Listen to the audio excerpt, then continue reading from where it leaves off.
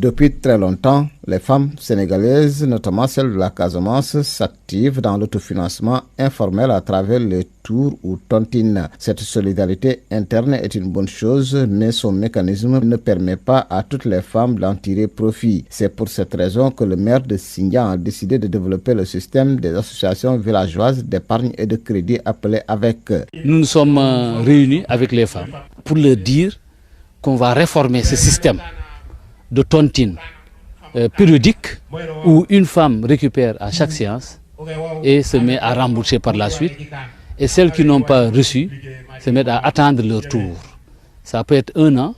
Vous voyez une qui va cotiser pendant 1 an et attendre au bout de 1 an la dernière à prendre pour recevoir sa part de cotisation. Pour cela, la municipalité de Sindian va mettre une enveloppe consistante à la disposition de chacun des 47 comités déjà installés à travers la commune, en plus de la participation de chaque femme membre pour les aider à disposer d'une grande marge financière leur permettant de voler de leurs propres ailes. C'est un moyen de les autonomiser. Aujourd'hui, au niveau national, on parle d'économie sociale et solidaire. Mais cette économie sociale et solidaire, pour qu'elle puisse prospérer, il faudrait qu'au niveau local, que les gens puissent vivre cette économie sociale et solidaire. Le plan Sénégal émergent qu'on parle ne peut être une réalité que lorsque c'est bien porté jusqu'au niveau des collectivités territoriales. Les femmes trouvent l'expérience intéressante et ne comptent plus baisser les bras. Elle va être autonome, elle va faire ses activités sans demander son mari. Je vais donner un exemple. Il y a une femme qui vendait des beignets. Auparavant, elle achetait 2 kilos, 3 kilos comme ça, mais lorsqu'elle est venue chez nous être comme participant avec, elle a commencé à acheter le sac de farine, sac de sucre.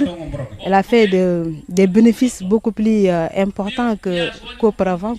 L'engagement du maire de Sindian répond à un souci. Donc la prise en charge de la dimension genre, la prise en charge de la dimension parité, la prise en charge de la dimension égalité et équité de genre. Aujourd'hui, nous avons l'impression que les femmes ne sont pas encore bien accompagnées, bien appuyées jusqu'à la hauteur de la contribution qu'elles peuvent apporter.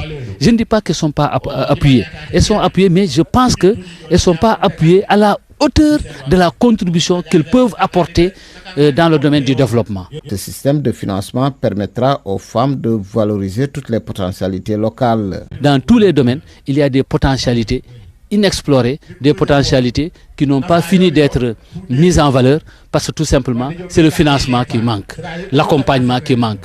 Donc, en le faisant, on leur permet d'avoir un niveau de financement qui permet de le faire. Les femmes ont salué la détermination du maire de Sindian à leur côté, ce qui démontre selon elles que l'édile de cette commune d'Ifoni connaît ses responsabilités dans la mobilisation des acteurs, notamment les femmes, pour booster l'économie locale.